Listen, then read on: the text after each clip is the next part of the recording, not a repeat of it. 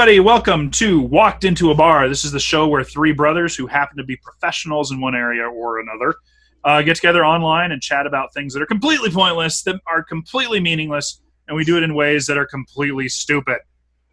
Nevertheless, here we are. My name's Phil. I'm a lawyer. We've got Matt, who is an engineer. He's the middle brother. And the youngest brother is Ben, who's a pastor. And we are here just to shoot the breeze and have fun.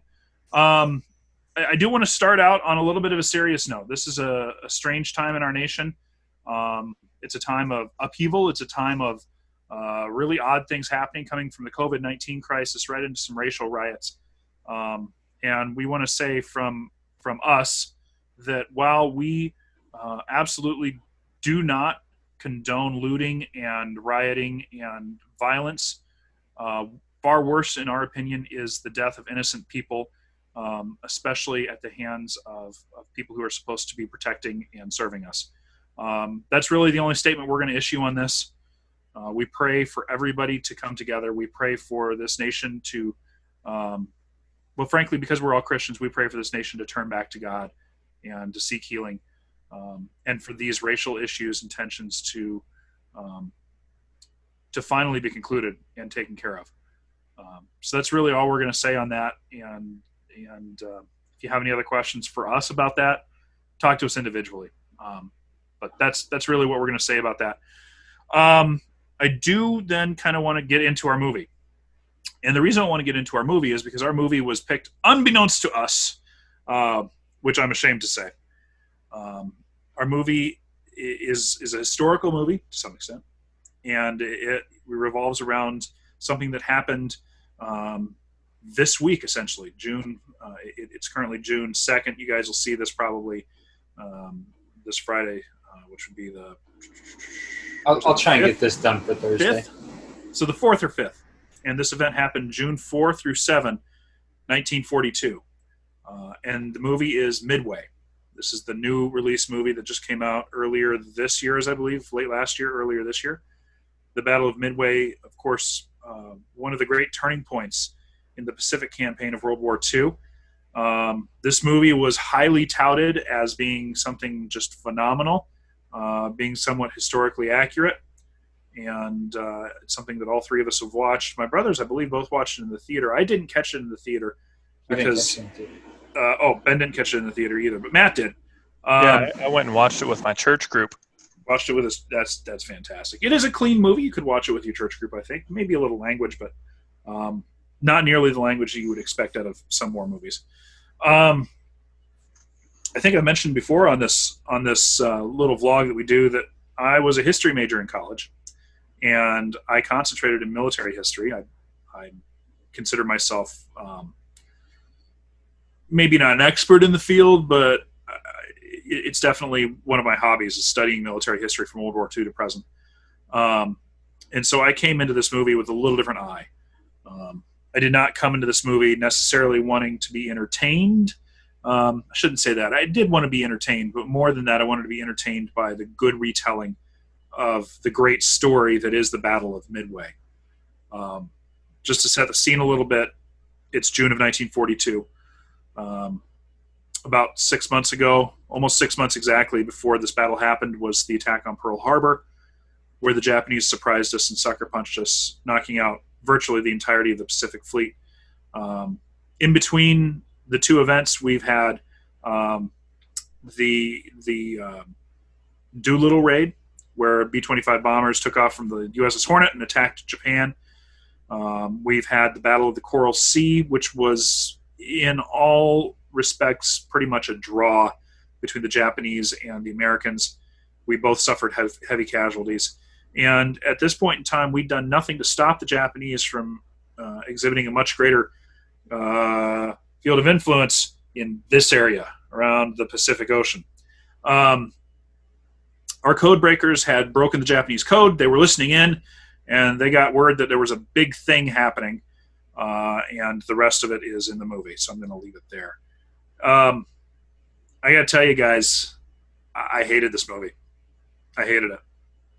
From what standpoint? I couldn't stand it because I cannot separate myself from the historical accuracy. Now, I want to start out by saying that what they put in the movie wasn't necessarily historically inaccurate.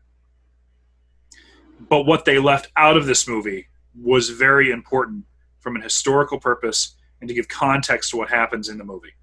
The movie concentrates almost all of its efforts on one particular dive-bombing squadron from the USS Enterprise and leaves out virtually every other aspect of the Battle of Midway, including my favorite parts of the story, which is the flyers of Torpedo Squadron 8 from the USS Hornet.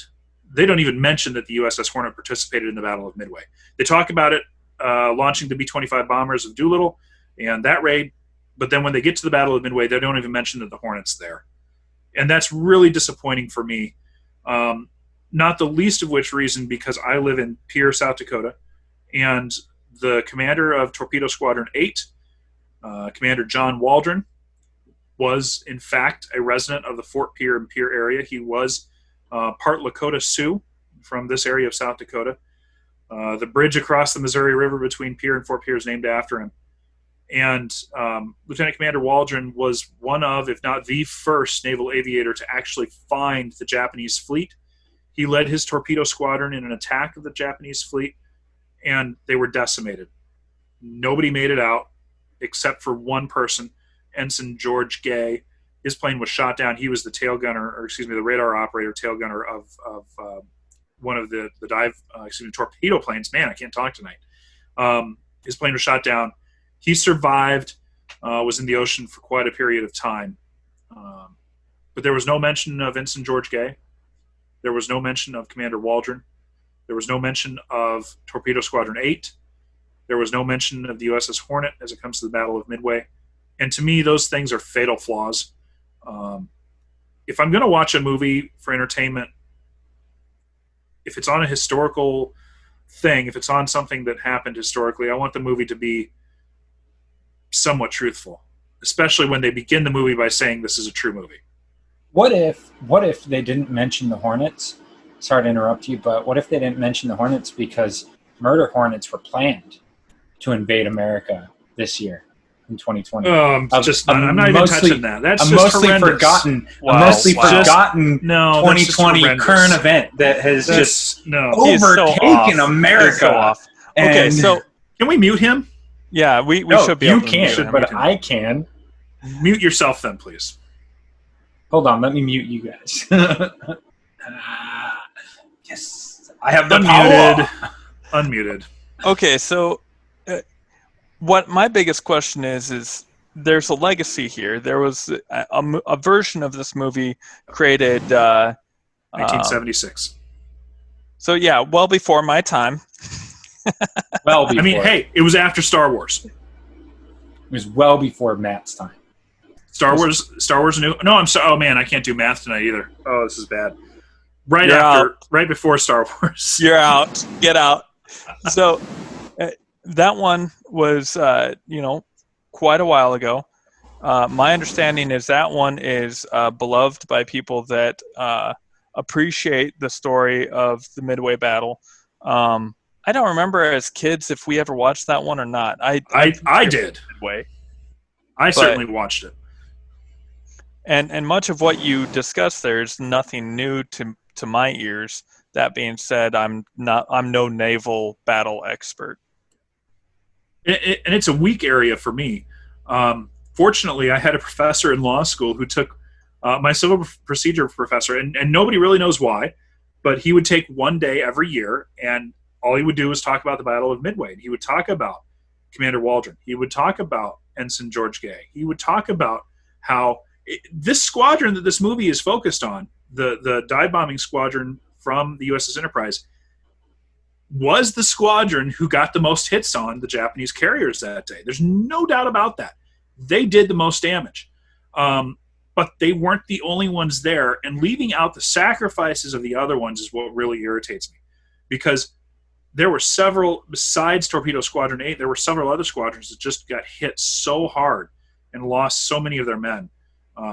It's inexcusable, in my opinion, that they would do that. But that being said, I'm not a huge naval historian either. This is not a battle that I really focus on until that happened, and I started to dig in a little bit. The 1976 movie, in my opinion, is a far better movie. Far better. It is entertaining.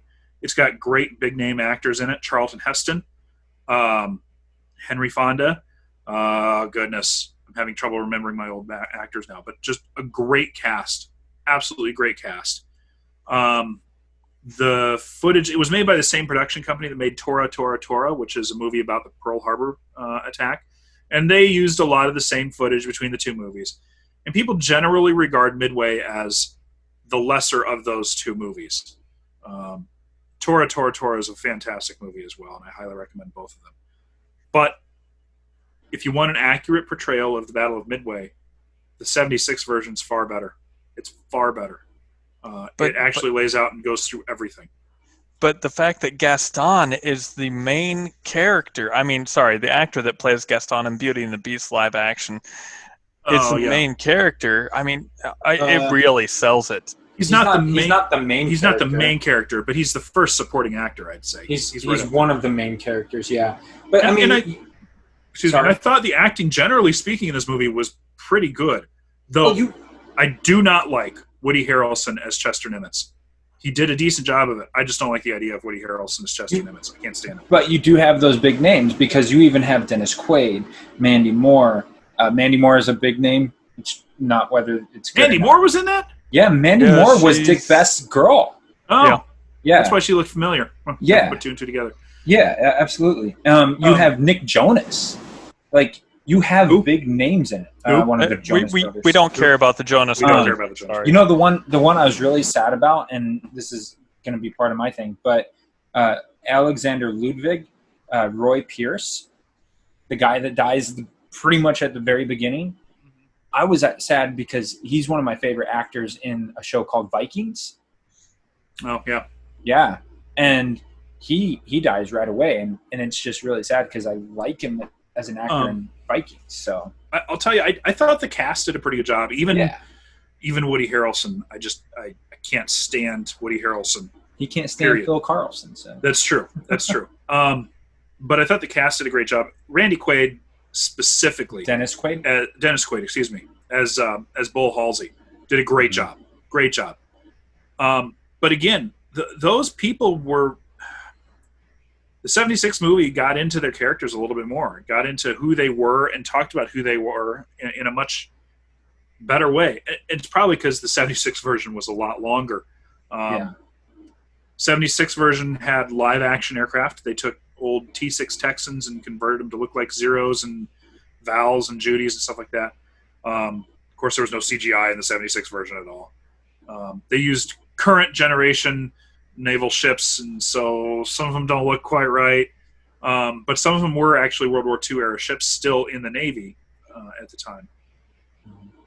The digital effects in Midway, the new movie, they're great, top notch. If you're just watching it for entertainment value, it's a great movie.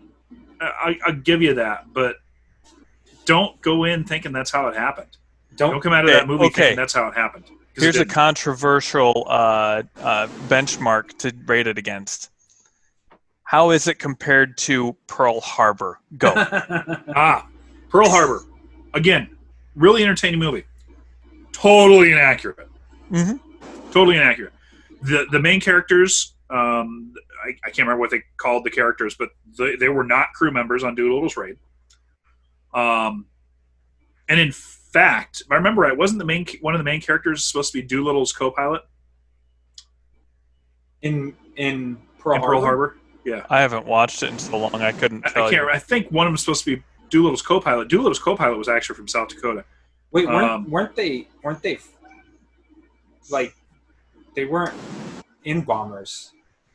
The Doolittle raid at the beginning of the movie, or at the end of the movie. Excuse me, at the end of Pearl. Wow.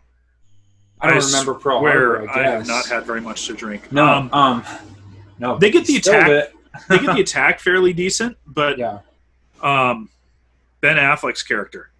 Yeah. To my knowledge, there was no U.S. airman who trained in the U.S., went to England and became an Eagle pilot, and then came back and flew fighters on Oahu. There were 2 fighters that got up on Oahu and shot down a few Japanese planes during the attack, but the names of those 2 individuals are not the people you see in the movie. Again, as the movie progresses and they get to the Doolittle raid, the main characters' names were not names of people who were in the Doolittle raid. So what you're saying is that historically accurate, just for the time matter, historically accurate, Pearl Harbor is not. But Midway is a little bit more historically accurate. Midway at least focuses on the real people who were involved, although it's a small, very small segment of the people who are involved. If they would have called Midway dive bomb squadron, whatever, I would have been fine with it. Of course, that's not going to sell movies, so I get why they did it. But if that's the case, then at the beginning when they talk about this is based on true events, they need to say this is based on the events as they took place in Dive Bomb Squadron, whatever.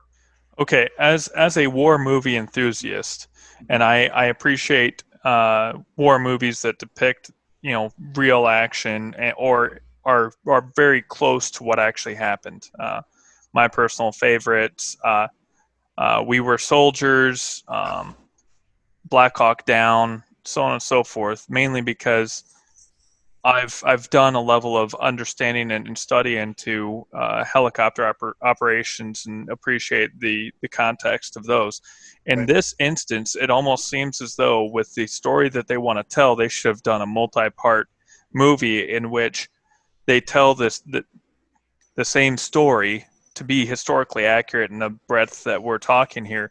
They should have done a version that covered each of the important squadrons, the important aspects of the battle, to include maybe even discussing what the Army detachment on Midway Island was doing. And they do a little bit, but they focus more on the portrayal of Coppola and his recording of the battle from the island, rather than the airmen and the soldiers doing air defense artillery there on Midway. Which I mean, I get why they want to do that. It's a vital part of the story. I'm glad that they decided to pick a vital part of the story. That people don't always realize that there was a famous filmmaker who was on the island during the battle. But they could have talked more about the Army bomber crews. They could have talked more about the Navy. That's something else. The Avenger, the Navy Avenger torpedo bomber, was brand new and saw its baptism by fire at Midway. There was a squadron on Midway. They took off from Midway. They attacked the Japanese fleet. Of the full squadron, which was like 12 or 13 planes, 1 came back. 1.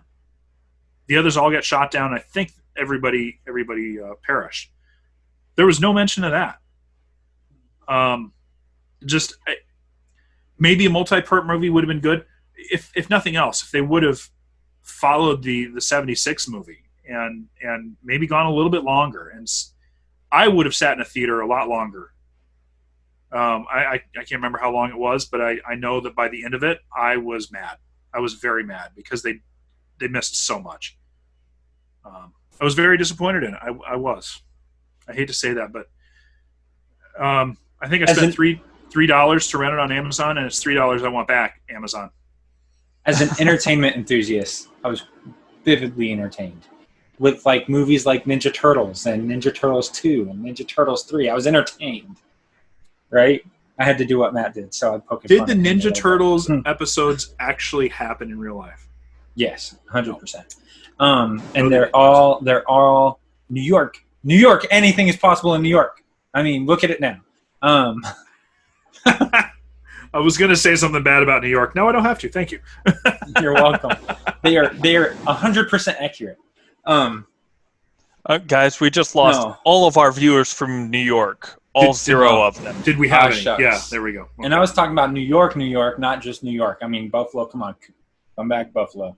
Buffalo's fine, yeah. Yeah, it's the city. It's the city. Anyway, it was a very entertaining movie. The actors were great. Again, we're not disagreeing on that. Phil knows more about history, so we're not disagreeing with him either. We just think he knows a little too much about history to enjoy That's movies. entirely possible. So there's in a movie he doesn't like.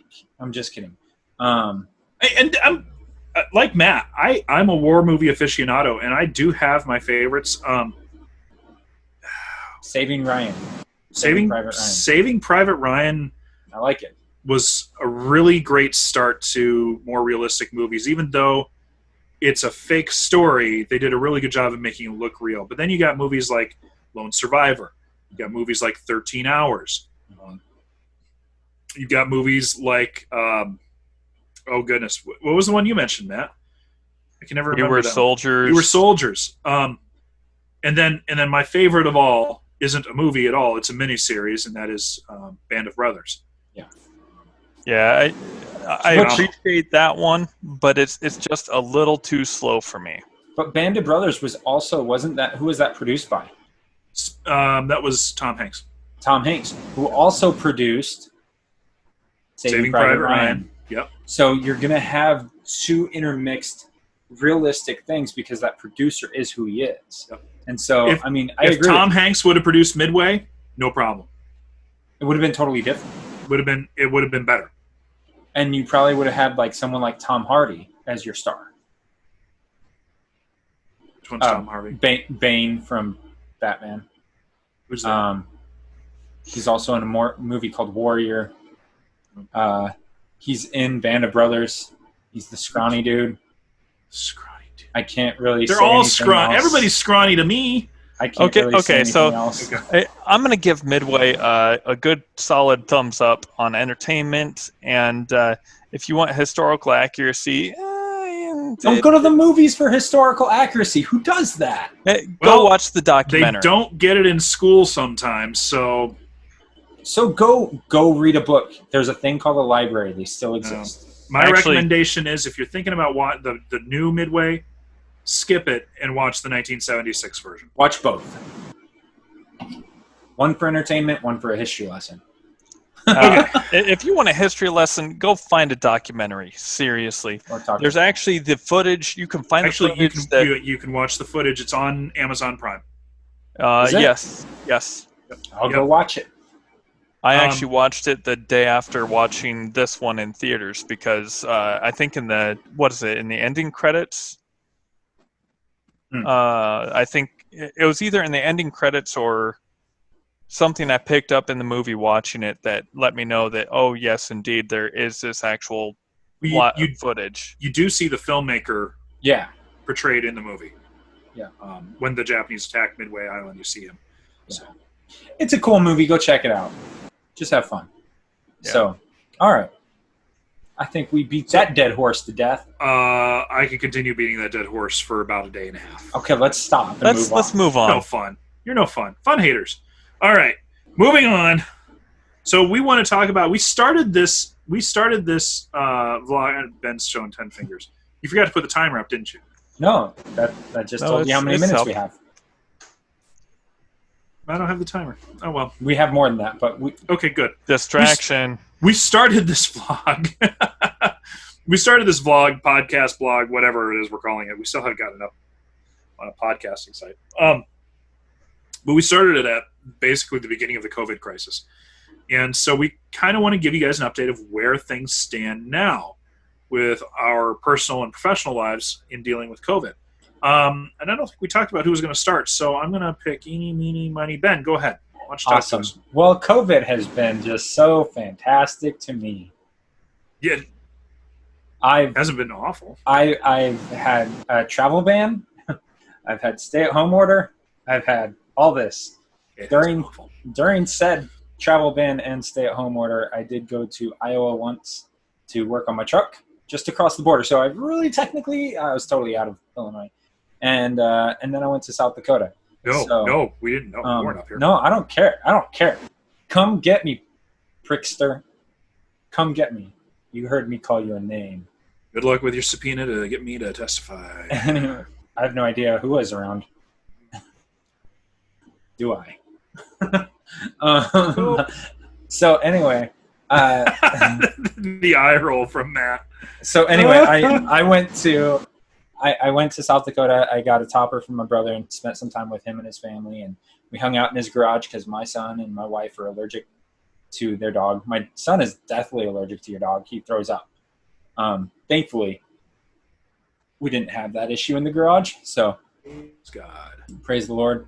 Got some stuff done on my truck and booked it back home. But we stopped having church in the church due to the government recommendations, and we continue to this date to not have church, and we continue to do online stuff. And what I've realized is, as Matt yawns, that I'm boring. But okay, that I yawned already. Professionally, this has been one of my favorite times as a pastor because we've really been able to spread our wings and become peacocks and fly. So,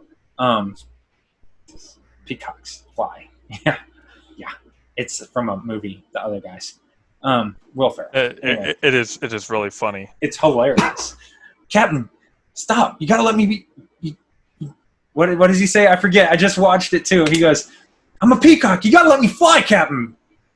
So, I'm a peacock. You got to let me fly. Anyway, so all of that to say, we've really set a standard here in Lakin for I believe we've set a standard for church online. For our small community, because I don't think anyone else attempted it. And if they did, it was small. But we are planning on possibly, very small possibility, that this Sunday we do a percentage of people capacity, the percentage of capacity of our building back to church. And we will start with those that don't have internet. Because surprisingly, we have quite a few people who don't have internet in our church. Yeah. And so they've been missing out of church. Our church specifically is missing out of that camaraderie. And so we want to give them a shot. But it's been tough that way, but it's also been very, very busy for me. I've done devotionals every day since COVID-19, since the stay-at-home order started. I've done a Devo except for Sundays and I think 2 Saturdays. Just because I believe now is the time. We're gonna continue the online church presence, and that's COVID-19 in a nutshell. Yep, good. Matt, do you want to go or do you want me to go? I can go. Yep. So with COVID, I was working in the lab, had this medical issue pop up. So that medical issue was cancer. As we've heard in the news, those with cancer are severely impacted by COVID-19. And so in that sense, with everything that's going on, I continue to hunker down and work from home. And I have the blessing of my supervisors and whatnot. I've discussed it with my pastor. They've actually been having church in church for 2 or 3 weeks now. And I think this Sunday we are going to at least make an effort to try to hit one of the services because a couple of the couples want to go out to lunch with us Sunday. So we're going to make an effort at it and see how things go. Yep. Very cool. And you heard Matt mention cancer. Be praying for him. Mm-hmm. Things look pretty good, but it's still, it's never something that's real easy. So. No, and honestly, this one, yeah, I'm handling it okay, but it's starting to wear on me. Yeah. Okay. So if you think about it, say a prayer for Matt. We'd certainly appreciate it. We want him to stick around a little longer. So for me, professionally, I had to work from home. Luckily, my particular specialty, we don't have specialties in South Dakota, but if you can call it that, I end up doing a lot of phone calls. I do a lot of teleconferences and computer work. Excuse me. I'm boring myself. That's how wonderful it is. And I can do most of my work from home from a laptop, so I was able to keep working from home. But it's draining and it's tiring, and you're never, in my opinion, you're never as productive at home, at least not when you have kids and a wife at home that constantly need you to do something, take care of something, reach up on a high shelf and get something, whatever. I was still able to get stuff done, but just not as well. Another part of my job is that I supervise the interns in our office. I hire and supervise them, and that's really probably the part of my job that I love the most, because I love dealing with young people. I love helping to educate and teach them, and that's a lot of how we work our internships, as I've spoke about before. Luckily, this past Monday, the 1st, we were able to get back in the office on a part-time basis, and we were able to get our interns in the office and started. So it's Tuesday night. I've been working with the interns for a day and a half, trying to get them situated and get them projects and get working on them, and trying to get some more things done from my caseload. I don't know how long we'll be part-time. I hope it's not too long, because I still need to get that productivity up to where it should be. But that's kind of where it's been professionally. Our church is going to start meeting in person in a week and a half on the 14th of June. We're going to be doing 2 services right away, because we just got too many people to socially distance inside the sanctuary and not have 2 services. So we're going to start out at 2 services, which, interestingly enough, the first Sunday we were out of the building was the first Sunday we were scheduled to go to 2 services because of our people, the number of people we were having in services anyway. So we're kind of picking up right where we were. From a personal standpoint, it's been a great time for my family. We've been able to have family devotions every morning and to grow closer as a family to each other and closer to God, and it's just been a great time for that. So I really, all in all, I've enjoyed the time. It's been very good on a personal level for us, though I'm ready to get back in the office, ready to get back to something resembling normal, and hopefully we can do that. So that's kind of where we're at with our COVID update. We do want to keep this under 40 minutes. We have 7 minutes. We're going to do a drinks, and I'm going to start out. I'm drinking cerveza tonight. Modelo Negro. I like dark beers, and Modelo Negro is about the closest you can get to a dark beer and a Mexican beer. And it's just really smooth. It's really just kind of a full-bodied, nice-tasting beer without a lot of hops. I like it. If a lager was dark, that'd be this. So you get more of the richness. Do they use Mexican water in that? I'm gonna hurt you. Good luck later. I'm gonna hurt you. Good luck later. Good luck later. Matt, why don't you go? Yeah. Okay. So I tossed the can already, but I had not a Guinness. I threw a Corona. You have the virus! In honor of COVID-19. Actually, just in jest or to show that I didn't fall for the amusing jokes or whatever. Yes. I had a Corona Extra. My wife enjoys those. And I was going to say, Matt, whose beer was that? That was Alexis's. I personally don't enjoy those, but today, after a long day in the office, mm-hmm. That slid down very nicely. And how hot was it in Tucson today? Let's see. The highest I heard was 104. You don't pay attention unless it's above 110. I got to tell you, after a 104-degree day, a Corona would taste good to me too. It was 91 here. And I walked outside and 104? It feels like about 85. Lucky you don't have humidity. Yeah, right. Right. However, after monsoons, we will be experiencing humidity. Yeah, so, sure.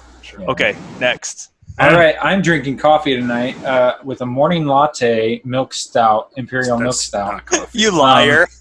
It's not coffee. That's beans. Beer. Coffee beans. It's beer that has beans. coffee in it. Coffee cup. Okay, Phil, you may be the professional liar, but he is the continual liar. Clearly, because he keeps going, even though he knows it's wrong. Toppling Goliath Brewery make coffee beer. Coffee.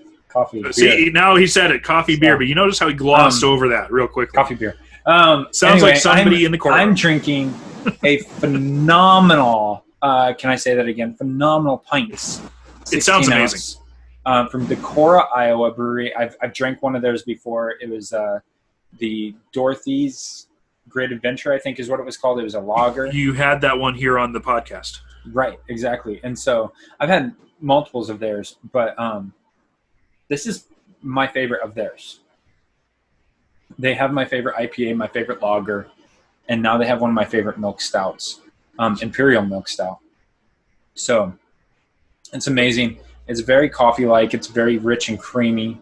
And so I enjoy it. And if you have a chance and you partake, look up Decorah, Iowa, Toppling Goliath Brewery. They're amazing. So Sounds amazing. and that's all I have to say about that. All right. Well, ladies and gentlemen, I think we've achieved our purpose. We're coming in under 40 minutes. It is, in fact, a miracle, as my iPad tells me that the election polls are closed in South Dakota now. So we're going to run. We hope you've had a great time with us. We hope you've had fun. We hope you've learned Phil, maybe a little bit. Before you end, I hope you don't run in more than one place. Mexican water. Oh, my goodness. Ladies and gentlemen, do you see what I had to put up with through my childhood? Oh, it was horrible. You can't It was lie. awful. It's amazing. Yeah, There's a reason why I'm a lawyer now. I was traumatized. I'm surprised you're as normal as you are. I know. It's a miracle. Welcome to Let's not talk about the bite scars, Matt. Ladies and gentlemen, have a great time, and we'll see you next time on Walked Into a Bar. Love you. Adios!